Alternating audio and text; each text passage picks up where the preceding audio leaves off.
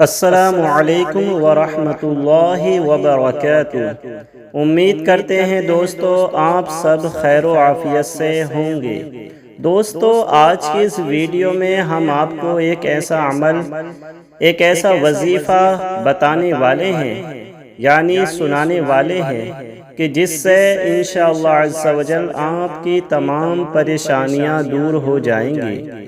اگر آپ اپنے گھر میں پریشان حال ہیں، اگر آپ غریبی سے پریشان حال ہیں، اگر آپ جاب لیس ہیں، آپ کی جاب نہیں لگتی ہے اور گھر میں جھگڑے رہتے ہیں، گھر میں کوئی نہ کوئی بیمار رہتا ہے، گھر میں جادو جنات کا سایہ ہے، کسی نے آپ کو جادو کروا دیا ہے، یا پھر آپ ہر وقت ٹینشن میں رہتے ہیں، ہر وقت یہ خوف لگا رہتا ہے کہ کہیں ایسا نہ ہو کہ میرے ساتھ کوئی حادثہ ہو جائے، یا آپ رشتوں کی بندش سے پریشان حال ہیں، اگر آپ کے کاروبار میں بندش ہے، جی ہاں دوستو، تو آپ اس عمل کو، اس وظیفے کو ضرور سنیں۔ انشاءاللہ عز و جل آپ کی تمام پریشانیاں دور ہو جائیں گی۔ دوستو آپ سے گزارش ہے کہ اس ویڈیو کو لاسٹ تک ضرور سنیں اور دھیان سے ایک کمرے میں یا ایک جگہ الگ بیٹھ جائیں اور پورے دھیان سے توجہ کے ساتھ اس عمل کو، اس وظیفے کو، اس سورہ کو آپ سنیں۔ دوستو ایک اور آپ سے گزارش ہے کہ اگر آپ سچے پکے مسلمان ہیں تو آپ کو نماز کی پابندی کرنی چاہیے، کیونکہ جو مومن ہوتا ہے وہ کبھی نماز نہیں چھوڑتا ہے۔ آپ کو پانچوں وقت کی نماز پڑھنی چاہیے، کیونکہ دوستو اگر آپ نماز چھوڑتے ہیں تو نماز چھوڑنے سے گھر میں بے برکتی ہوتی ہے، روزی میں برکت نہیں ہوتی، عمر میں برکت نہیں ہوتی۔ اگر آپ نماز کی پابندی کریں گے تو انشاءاللہ عز و جل اس کی برکت سے آپ کی تمام پریشانیاں دور ہو جائیں گی۔ اور دوستو اگر آپ کے کوئی رشتہ دار ہیں یا آپ کے ساتھی ہیں، آپ کے دوست ہیں، فرینڈز ہیں، وہ بھی اگر پریشان حال ہیں، بیمار ہیں، تو ان کو بھی یہ ویڈیو آپ ضرور شیئر کریں، کیونکہ ہو سکتا ہے آپ کے ایک شیئر سے کسی کی زندگی بدل جائے، اور ثواب کی نیت سے اسے زیادہ سے زیادہ شیئر کریں، ثواب کی نیت سے اس ویڈیو کو خوب شیئر کریں۔ دوستو اس ویڈیو کو لاسٹ تک ضرور سنیں اور آپ آمین لکھیں۔ کمنٹ باکس میں آپ کو آمین لکھنا ہے، کیونکہ پتہ نہیں کس کی آمین اللہ عز و جل قبول فرما لے اور ہم سب کا بیڑا پار ہو جائے۔ تو دوستو آپ کو آمین کمنٹ باکس میں لکھنا ہے۔ تو آئیے بنا کسی دیری کے یہ عمل شروع کرتے ہیں۔ ہم پڑھیں گے اور آپ کو دھیان سے سننا ہوگا۔ آئیے شروع کرتے ہیں۔ بسم اللہ الرحمن الرحیم۔ عَمَّ يَتَسَاءَلُونَ عَنِ النَّبَإِ الْعَظِيمِ الَّذِي هُمْ فِيهِ مُخْتَلِفُونَ كَلَّا سَيَعْلَمُونَ ثُمَّ كَلَّا سَيَعْلَمُونَ أَلَمْ نَجْعَلِ الْأَرْضَ مِهَادًا وَالْجِبَالَ أَوْتَادًا وَخَلَقْنَاكُمْ أَزْوَاجًا وَجَعَلْنَا نَوْمَكُمْ سُبَاتًا وَجَعَلْنَا اللَّيْلَ لِبَاسًا وَجَعَلْنَا النَّهَارَ مَعَاشًا وَبَنَيْنَا فَوْقَكُمْ سَبْعًا شِدَادًا وَجَعَلْنَا سِرَاجًا وَهَّاجًا وَأَنزَلْنَا مِنَ الْمُعْصِرَاتِ مَاءً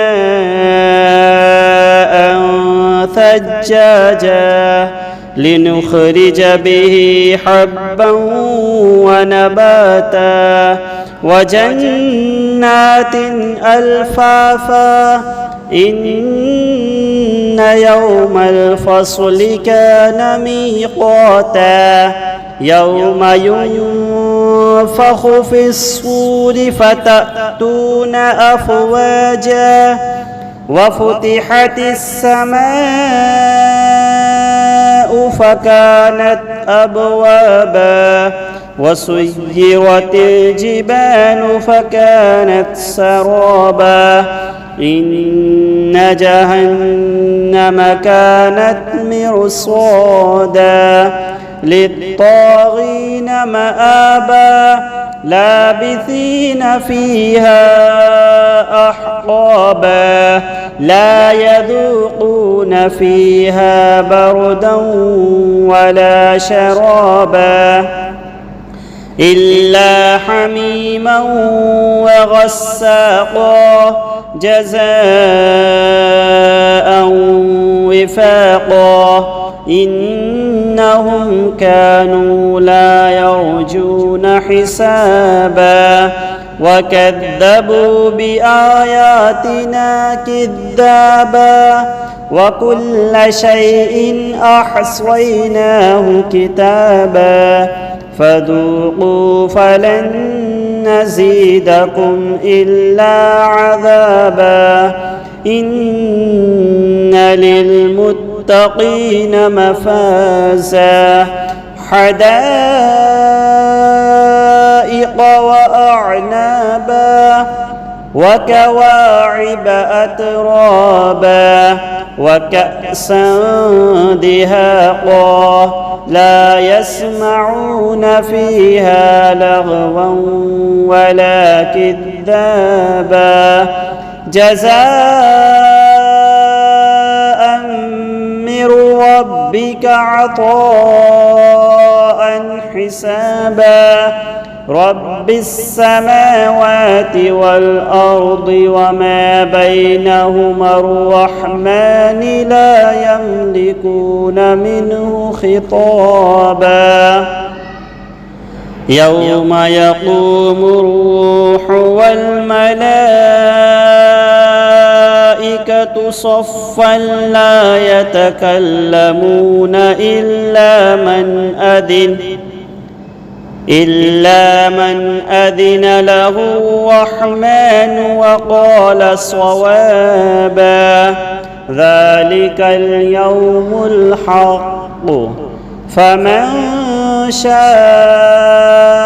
اتخذ إلى ربه مآبا إنا أنذرناكم عذابا قريبا يوم ينظر المرء ما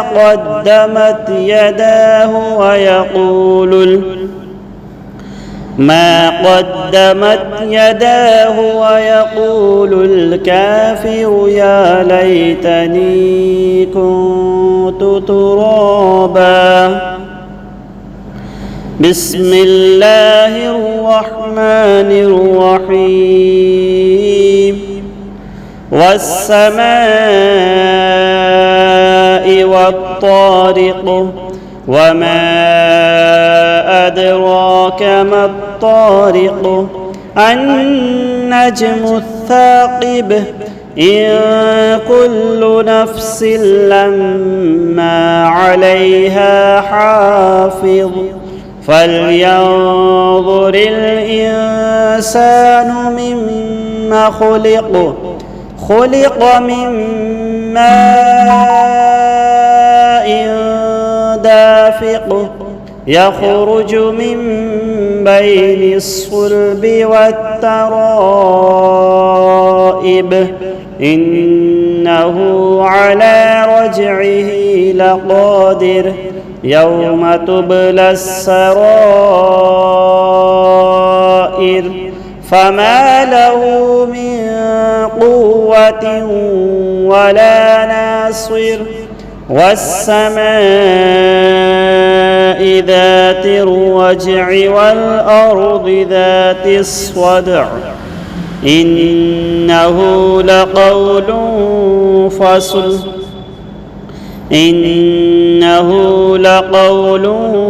فصل وما هو بالهزل إنهم يكيدون كيدا وأكيد كيدا فمهل الكافرين أمهلهم رويدا إنهم يكيدون كيدا وأكيد كيدا فمهل الكافرين أمهلهم رويدا إنهم يكيدون كيدا وأكيد كيدا فمهل الكافرين أمهلهم رويدا. بسم الله الرحمن الرحيم. الله لا إله إلا هو الحي القيوم لا تأخذه سنة ولا نوم له ما في السماوات وما في الأرض من ذا الذي يشفع عنده إلا بإذنه يعلم ما بين أيديهم وما خلفهم ولا يحيطون بشيء من علمه إلا بما شاء وسع كرسيه السماوات والأرض ولا يؤوده حفظهما وهو العلي العظيم. بسم الله الرحمن الرحيم. يا أيها المزمل قم الليل إلا قليلا نصفه أو انقص منه قليلا أو زد عليه ورتل القرآن ترتيلا إنا سنلقي عليك قولا ثقيلا إن ناشئة الليل هي أشد وطئا وأقوم قيلا إن لك في النهار سبحا طويلا واذكر اسم ربك وتبتل إليه تبتيلا رب المشرق والمغرب لا إله إلا هو فاتخذه وكيلا واصبر على ما يقولون واهجرهم هجرا جميلا وذرني والمكذبين أولي النعمة ومهلهم قليلا إن لدينا أنكالا وجحيما وطعاما ذا غصة وعذابا أليما يوم ترجف الأرض والجبال وكانت الجبال كثيبا مهيلا إنا أرسلنا إليكم رسولا شاهدا عليكم كما أرسلنا إلى فرعون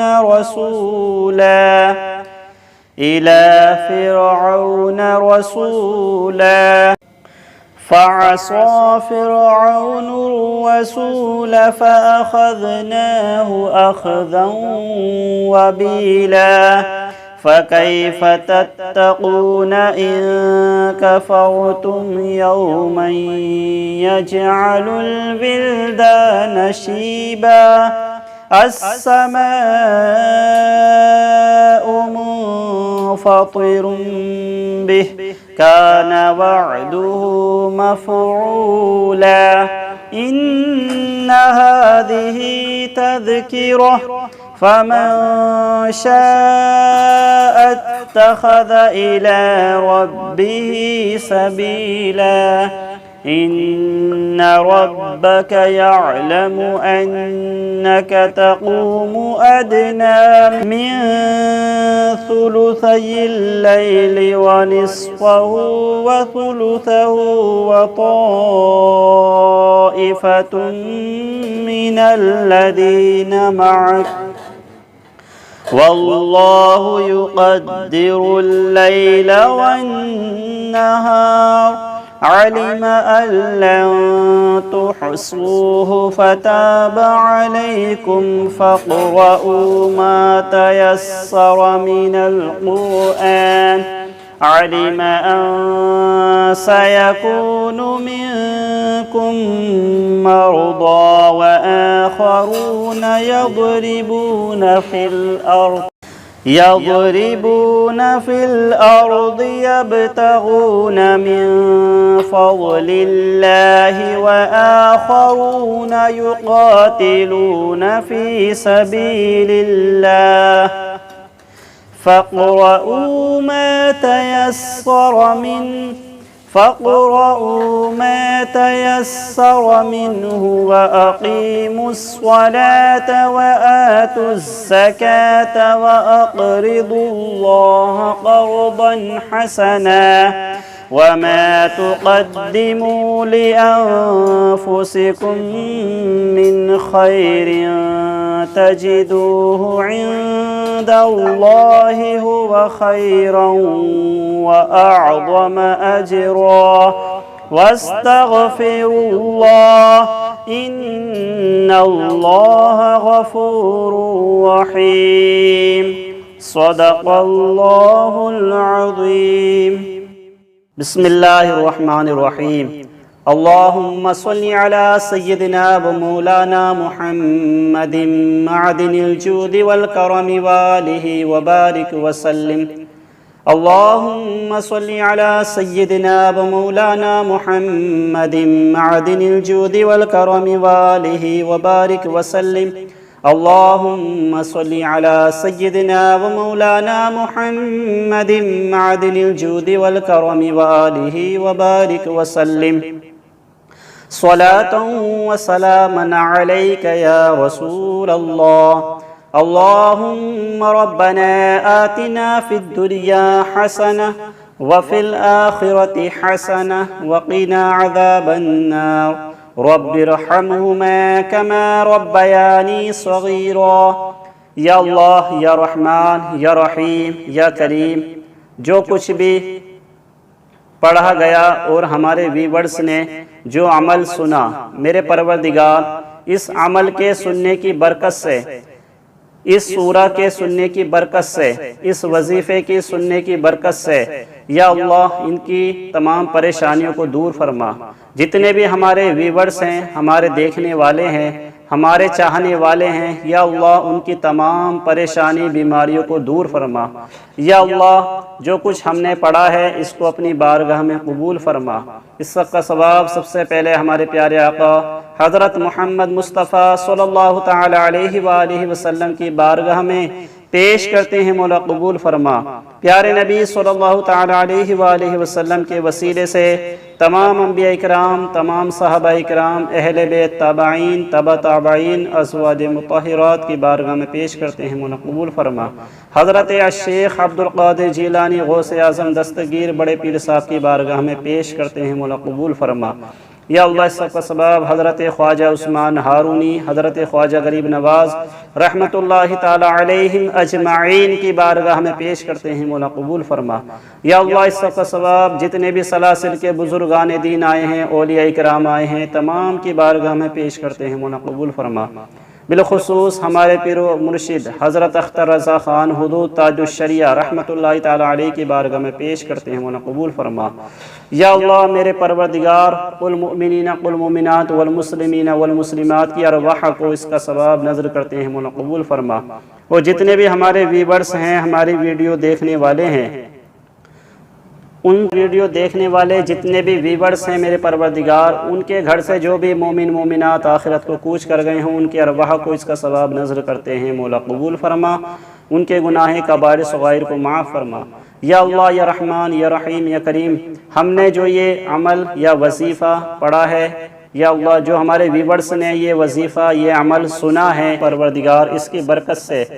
تمام ہی ہمارے چاہنے والے، تمام ہی ہماری ویڈیوز کو دیکھنے والوں کے یا اللہ تمام پریشانیوں کو دور فرما۔ یا اللہ جو قرض دار ہیں ان کے قرضوں کو ختم کر دے، ان کو قرضے سے نجات عطا فرما۔ اور یا اللہ میرے پروردگار جو پریشان حال ہیں ان کی پریشانیوں کو دور فرما، جو بیمار ہیں ان کو شفائے کلی عطا فرما۔ یا اللہ جو پریشان حال ہیں ان کی پریشانیوں کو دور فرما، جو غریب ہیں ان کی غربت کو دور فرما۔ یا اللہ جو بے سہارا ہیں ان کو سہارا عطا فرما۔ یا اللہ جو بے روزگار ہیں ان کو غیب سے روزی عطا فرما۔ یا اللہ ان کی مدد فرما۔ یا اللہ ان کے گھر پر رحمت و انبار کی بارشیں نازل فرما۔ یا اللہ ہمارے تمام ہی دیکھنے والوں کو، ہماری تمام ہی ویورز کو پکا سچا نمازی بنا، اسلامی زندگی عطا فرما۔ اور یا اللہ ان کے جائز کاموں میں خوب برکتیں عطا فرما، ان کے کاروبار میں ترقی عطا فرما۔ اور یا اللہ جو بھی ہمارے اسلامی بھائی جوب لیس ہیں، جوب پر نہیں ہیں، ان کو اچھی جوب عطا فرما، جائز کاروبار عطا فرما۔ یا اللہ جو ہمارے